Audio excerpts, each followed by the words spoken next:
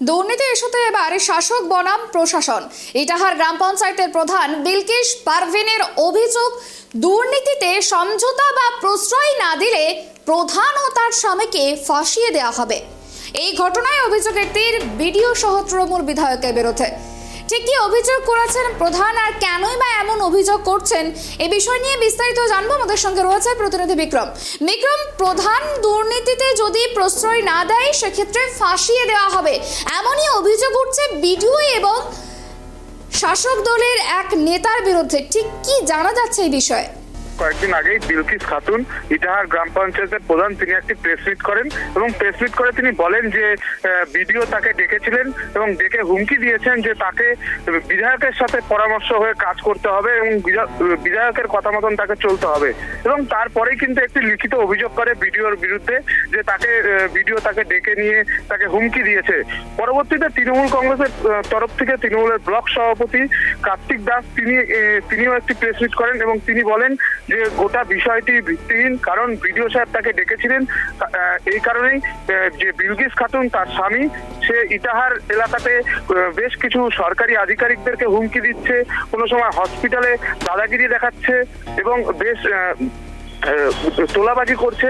এই বিষয়গুলি নিয়ে কিন্তু তাকে ডেকেছিলেন এবং এই বিষয়গুলি তাকে দেখার জন্য বলা হয়েছিল। এবং পাশাপাশি তৃণমূল কংগ্রেসের তরফ থেকে বলা হচ্ছে যে বেশ কিছুদিন ধরে তিনি কিন্তু এই তোলাবাজির সাথে যুক্ত রয়েছে এবং তৃণমূল কংগ্রেসের সাথে কিন্তু কোনো তার যোগসাযোগ নেই এবং সেই বিষয় নিয়ে কিন্তু রীতিমতন রাজনীতির চর্চা শুরু হয়েছে। এবং যে বিলকিস খাতুন তিনি যেটা অভিযোগ বারংবার করছে যে বিধায়ক এবং বিডিও তাদের পরামর্শ হিসাবেই কিন্তু তাকে কাজ করতে হবে। এখনো পর্যন্ত কিন্তু যে বিধায়কের তরফ থেকে বলা হয়েছে যে তৃণমূল কংগ্রেসের সাথে তার কোনো সম্পর্ক নেই এবং সেই হিসাবেই কিন্তু প্রশাসনের তরফ থেকেও কিন্তু এখনো পর্যন্ত তিনি লিখিত অভিযোগ থানায় দিতে গিয়েছিলেন বিলকিস খাতুন, কিন্তু থানা থেকে বলা হয়েছে গোটা বিষয়টি তদন্ত করে তারপরেই কিন্তু সেই কমপ্লেন নেওয়া হবে।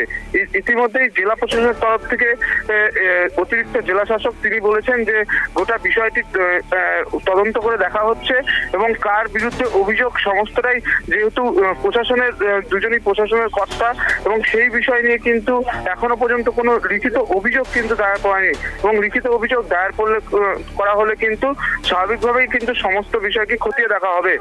এবং পাশাপাশি যে তৃণমূলের ব্লক সভাপতি আছে তিনি বলছেন যে তিনি তৃণমূল কংগ্রেস থেকে জেতার পরেই তিনি বিজেপির সাথে একটি সাক্ষাৎ করছে এবং বিজেপির কথা মতনই তিনি চলছেন এবং তৃণমূল কংগ্রেসকে কালিমালিপ্ত করার জন্য কিন্তু তিনি এই কাজগুলি করছে প্রধান পদে থাকায়। এবং অতি শীঘ্রই তৃণমূল কংগ্রেসের তরফ থেকে বলা হয়েছে যে শীর্ষ নেতৃত্বদেরকে জানানো হবে যে প্রধান তিনি এরকম দুর্নীতি কাজ করছে এবং প্রশাসনের যারা আধিকারিক রয়েছে তাদেরকে হুমকি দিচ্ছে।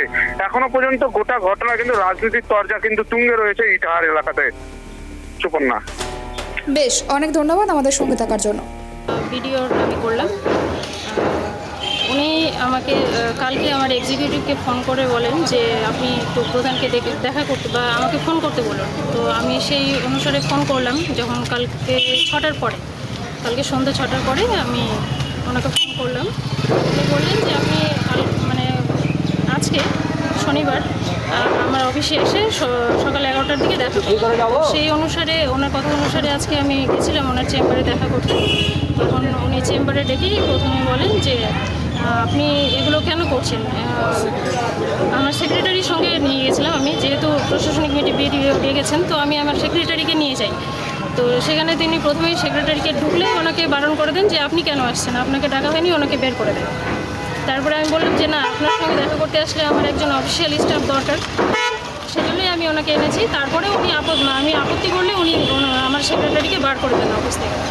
তারপরে উনি আমাকে বলছেন যে আপনি এমএলএ সাহেবের সঙ্গে কেন লাগছেন, এমএলএ সাহেবের সঙ্গে যা কিছু আছে মিটমাট করে নিন, এই সমস্ত কথাবার্তা উনি বলছেন। যে যা কিছু অভিযোগ এমএলএ সাহেব আপনাকে যা প্রস্তাব দিচ্ছে সেই সমস্ত প্রস্তাব এবং কার্তিক চন্দ্র ব্লক প্রেসিডেন্ট যেভাবে বলে সেইভাবেই আপনাকে চলতে হবে।